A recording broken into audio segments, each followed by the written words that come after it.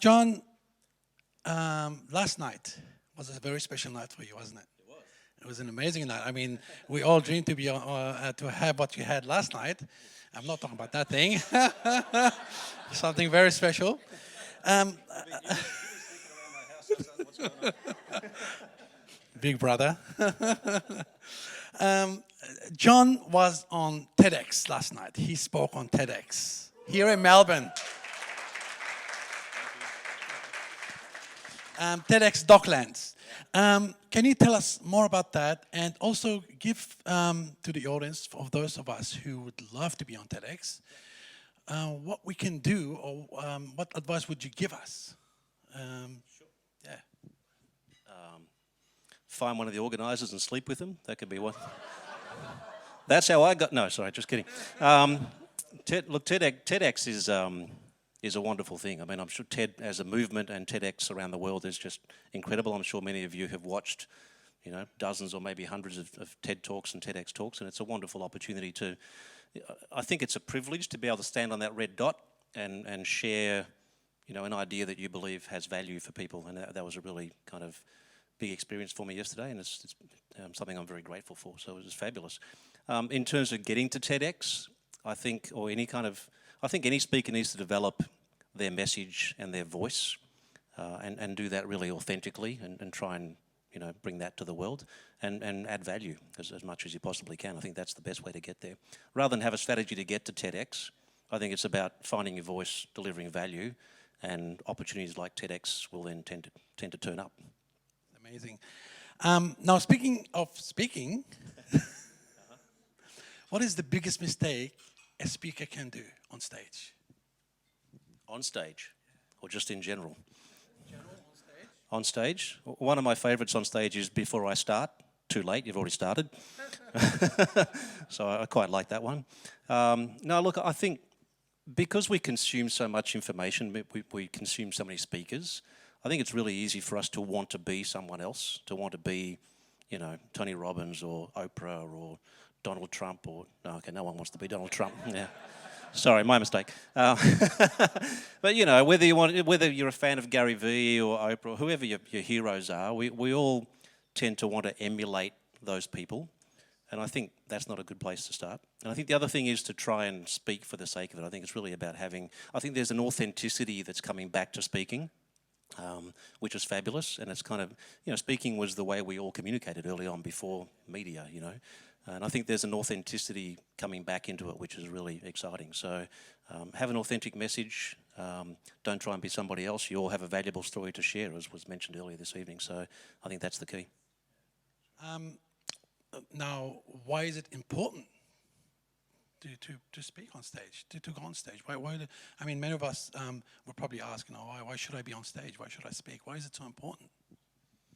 Well, if you have something to say and you think it's worth sharing, why would you not want to share it with as many people as possible? If you're going to add value to people's lives or change people's lives for the better or help them get over a particular issue or problem or whatever it is that you do through your speaking, then if it's positive and it brings value, then why would you not want to share that with as many people as possible? So we live in a time where that's more possible than it's ever been, with speaking opportunities on stage, with social media, with everything, YouTube, this thing called the internet, right? It didn't exist when I started speaking. So, we live in a really interesting time right now where you have that opportunity to really get your message out there. And if you have a good message, then be on stage, share it with as many people as you possibly can, and change. Why change 10 people's lives when you can change 1,000 or 10,000 or 1,000,000? Right? Now, where do you see the future of speaking heading into? That's a good question. The future of speaking. Well, look, I think as a profession, speaking is evolving. It's changed a lot. I grew up, my heroes in the 80s and what have you were the Tom Hopkins of the world and the real rah-rah kind of speakers. Then most of them came out of the US. It was that kind of vibe. I think as I mentioned earlier, it's really coming back to simplicity and authenticity, and having a message that's not just for a purpose but adds value. I keep coming back to adding value because that's the key for me. You know, so it's not just about being on stage and selling something. There's some people who do that really well, by the way. I won't mention names, but you know, on the international scene, there are some guys who are out there doing the big rah-rah sell, and that's fine. That's their gig, and that's okay. But I think there's a really authentic kind of flavour coming back into speaking around the world, which is really exciting because it takes us back to that sit around the campfire, have a conversation, connect with people kind of situation, you know, which I think is fantastic. Excellent, that's great. Now, I think I'm done with my questions. Yeah, it's but hold on, you're not done yet. I'd like to turn now the mic to the audience. Anyone has a question for John? Anyone in particular? Anyone for questions for John? Yes. Hi, John. Nice to meet you. What do you talk about at your TED Talks?